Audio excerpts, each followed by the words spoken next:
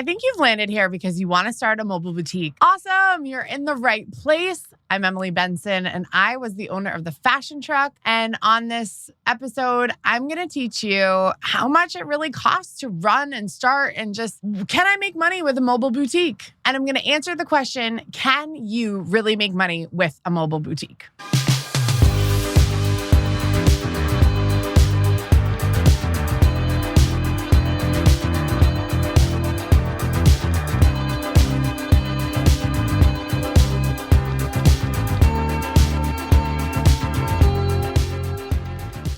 If we haven't met yet, hi, I'm Emily Benson. I am a consultant for boutiques.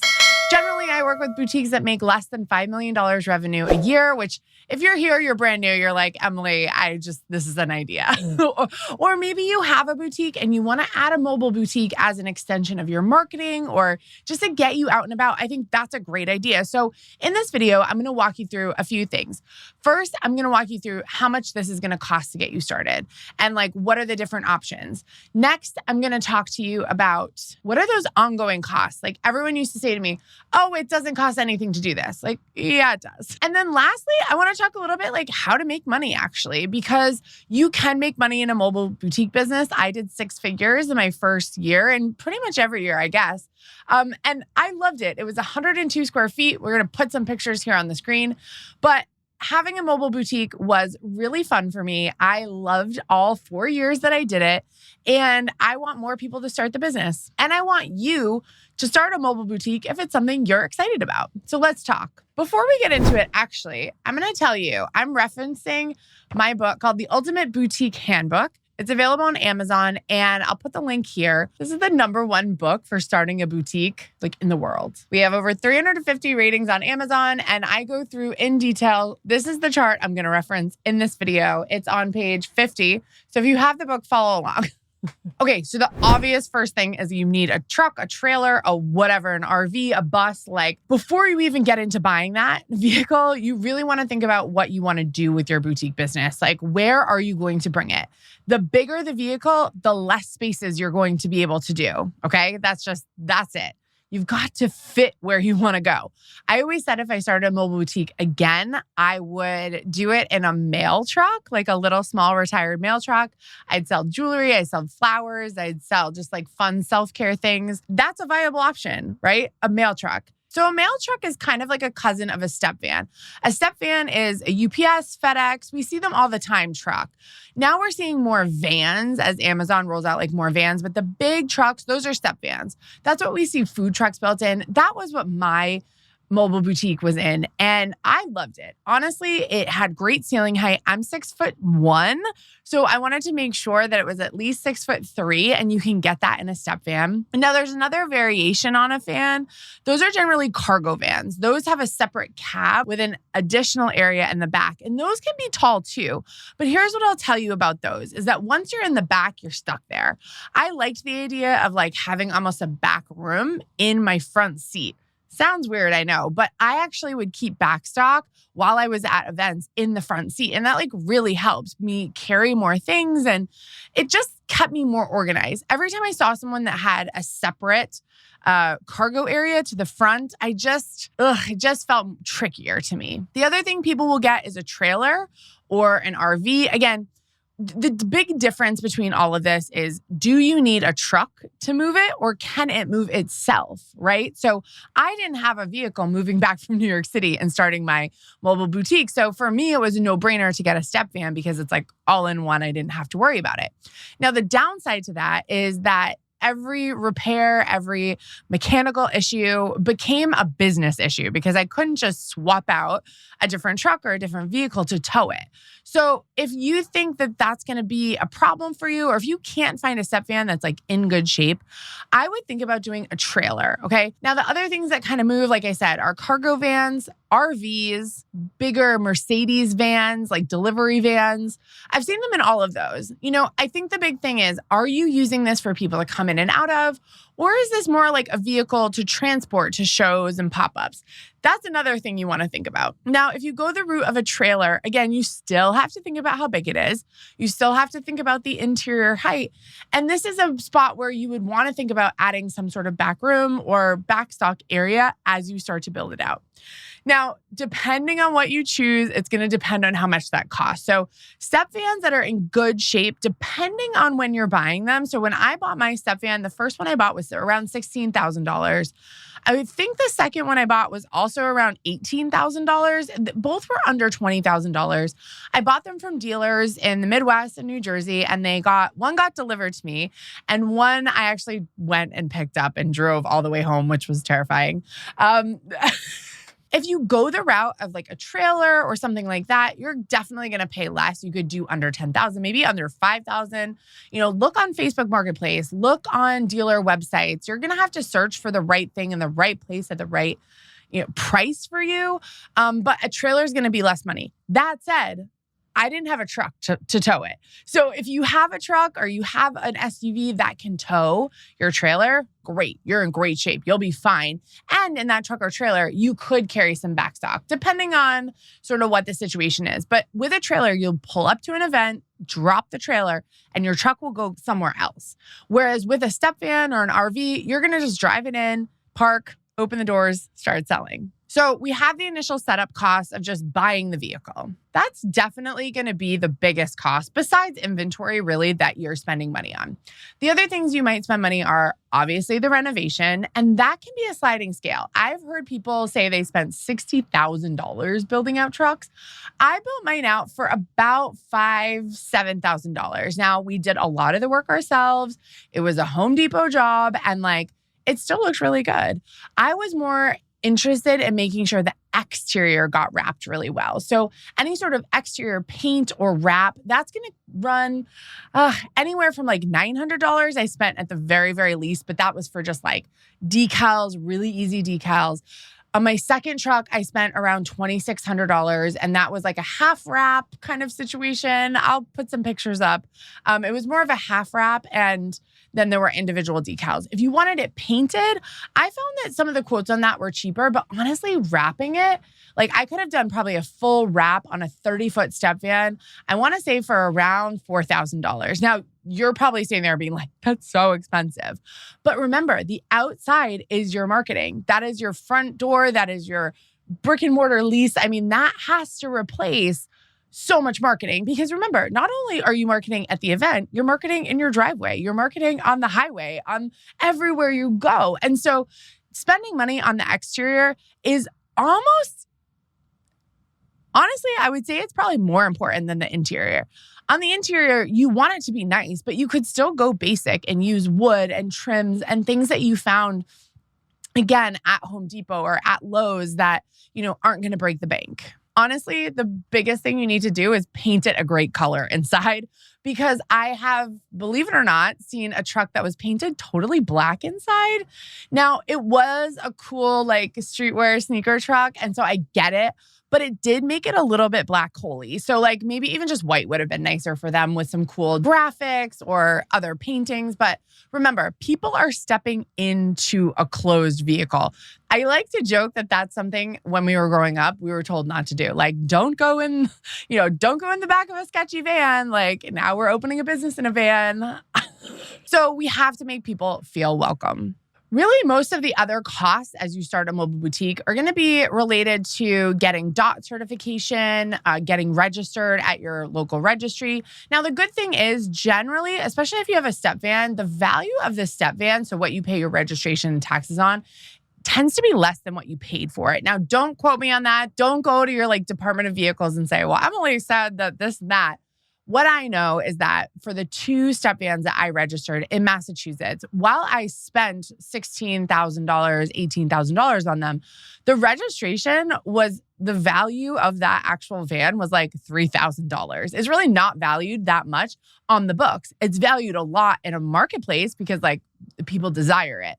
So my registration costs were actually much lower than my SUV that sits outside this house. Lastly, you might have some little fees incurred around like getting your point of sale system set up, which I have a video on that. So click here about how to choose a good POS system for your store. The other big thing that you want to think about is insurance. Okay. You're going to need commercial liability insurance that will cover when people are in your truck walking around. It will cover any injuries that happen. You also need auto insurance because if you crash your truck, like I did, you're going to need that insurance to pay for buying your second truck, like I did. So make sure you have both kinds of insurance. So technically, one is business insurance, the other is auto insurance, okay? From my experience, auto insurance it's going to vary depending on where you live, where you're going to park that truck. If you're in a city, it's going to cost more.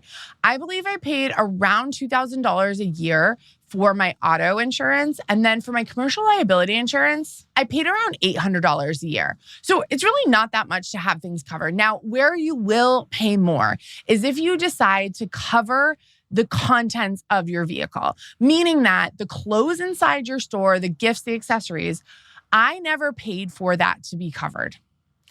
It was really expensive when I got the quote. I don't remember exactly what it was, but I figured the value of what's inside, knowing the wholesale price, knowing that I had 100 square feet and like maybe at any given time I had like $3,000 of inventory on hand.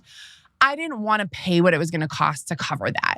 So in my world, like I didn't want to cover that. But if you're in a place where you think you might get broken into or you're not storing it in a safe place, you may want to get it covered and get other quotes when you do your commercial liability insurance, the non-auto insurance, get some quotes on what it would cost to cover the interior of the truck with, all your contents in it. Okay, let's talk ongoing costs, okay? Because again, people seem to think that it doesn't cost money to like buy a truck and sell clothes out of it. And it does. That's not real. So ongoing costs. And again, I will be referencing page 53 of my book, which has an entire list of what you need for your mobile boutique. So one of the biggest costs, honestly, is going to be vehicle repairs and event fees. Instead of paying rent, you're now paying event fees. So to go to any big market or farmer's market or park at, local events, it could cost you anywhere from $25 event all the way up to like $1,000, $2,000, $3,000 an event.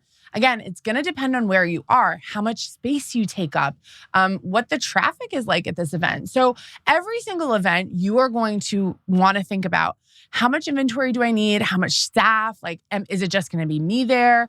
I've had people say, I want to do a whole week-long state fair. And I'm like, oh, I could never do that. I'm a like one shot. I want to go out for like 4 or 5 hours and then I want to come home. It is a lot for you physically in a mobile boutique. I just want you to know that you're on the road. Like you don't have a cushy bathroom sitting, in your brick and mortar store. You're on the road. So you're like looking for bathrooms, looking for drinks, looking for food. Obviously you can like bring a cooler and whatever, but the ongoing cost of doing these events, you have to figure out if it's worth it. And sometimes you're not going to know. That's the thing. You're going to sign up for events and you're going to say, I hope this goes well. Someone told me this was a great event. Oh, the people who are running this event are really cool. And it could be a flop. Like no one comes. Okay. So when we're talking about event fees, really in my mind, the best advice I can give you is try to think about how much money could I potentially make and how much money am I willing to lose on this event to try it out? Because you could spend a whole day, spend $600 and make like $30. And that could happen. So just know that in advance, but hopefully you're able to find events and local things that you can go to that cost like $100, $200. That to me is totally fine, especially when you have a good size mobile boutique that you could turn through some inventory in. Other than that, most of your ongoing costs are going to be gas, supplies for the store, vehicle repairs, which let me take a minute and just say, depending on the vehicle you get, like I had a step van. 1 year, my brake line went out. It was a $6,000 repair, but I needed brakes. So I needed to get it fixed. Now, luckily I was doing great. And the reason the brakes had worn down was because I was like using the truck a lot. So I learned also how to drive it differently so I didn't screw up the brakes all the time. Driving a big truck can be very difficult, especially when you've never done it. Even an oil change or just like a basic like oil change, alignment, something like that, that can cost up to $225, $300 because you are going to people who work on trucks. Like you can't just go to Jiffy Lube and get the oil change, you have to find someone in your area who does truck and like larger vehicle repairs and who understands how to work with your engine and has the right, tools to work on your vehicle. Now, if you have a trailer or something that like you don't need to worry about the engine, then that's where, honestly, you might not have that many costs. You might have to have the trailer replaced, maybe some spare tires. It is less of an ongoing cost to have a trailer. Okay, so if you're looking to really like dive into starting a mobile boutique or a fashion truck, I want to recommend my book, The Ultimate Boutique Handbook. It's available on Amazon, and it is the only book that I know of that teaches you how to open a mobile boutique. Because I did it, and I did it for a long time. So I would love to invite you to click the link, grab the book.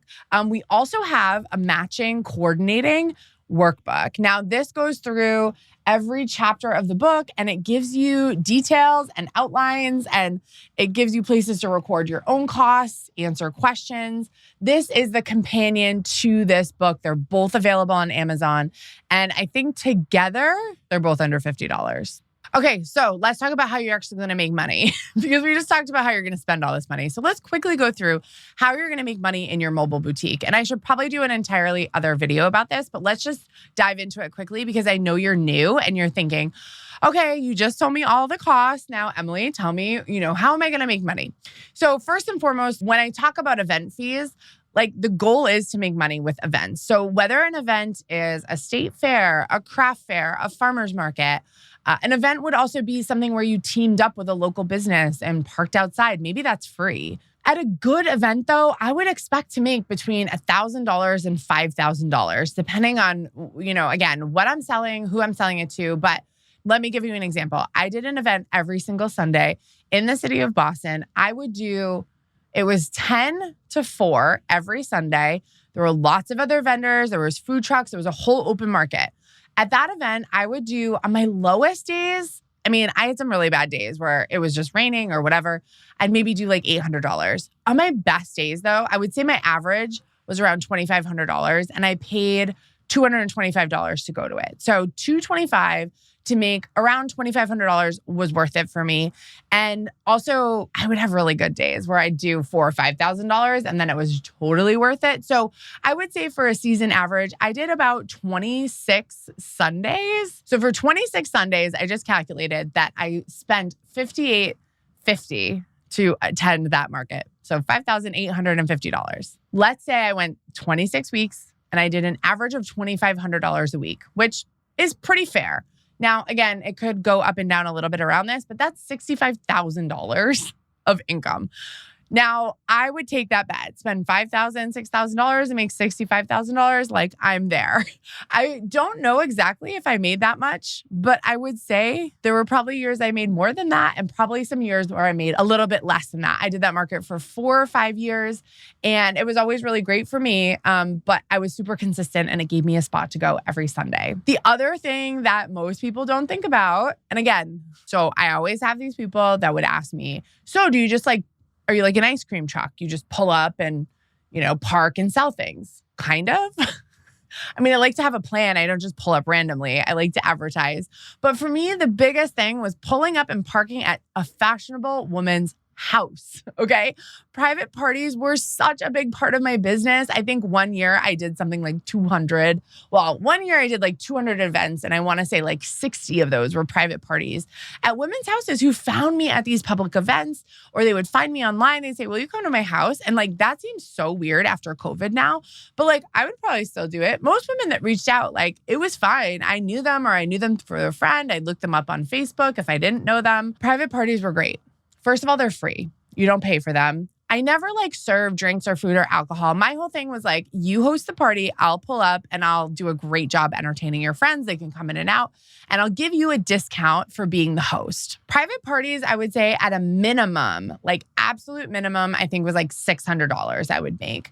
I definitely also had private parties where I made $3,000 to $4,000 in a couple of hours. So actually, I love private parties because it was always a benefit to me. It was never a situation where I was putting any money out except for my own time and gas, right? But I would spend Thursday nights, Friday nights, Saturday nights at these cool women's houses with these other cool women. And we would all shop together and they would be drinking and I wouldn't because I'd have to drive home. But it always ended up to be a really good, fun time, even if I wasn't like, oh, I made all this money, you know? And honestly, making $600 and making connections and maybe booking another party off that was always in the back of my mind. So the thing about having a truck is it really is a Tupperware party. It really is like an in-home party, except you never go in someone's home. You're always in your own truck. I would go in and go to the bathroom. I would go in and say hi. But again, I was very professional. I would stay out of the house. I wouldn't drink. I'm like, no, I'm good. I have my own stuff. And I think that's how you have to be when you have a mobile boutique. So this is a lot of information. Hopefully it was really helpful for you. Like I said, if you need this in a more compact form, I have it all in my book. And actually probably more in depth than I can even cover here because books are better than video. But thank you so much for joining me. I really hope this helps. Please leave a comment below, like, subscribe to my channel. I'm going to come out with more videos about mobile boutiques. So I would love any questions you have or videos you want me to cover. Pop that down in the comments below. Let me know what you need help on so I can create more content for you. I'm so excited that you joined me. See you on the next one.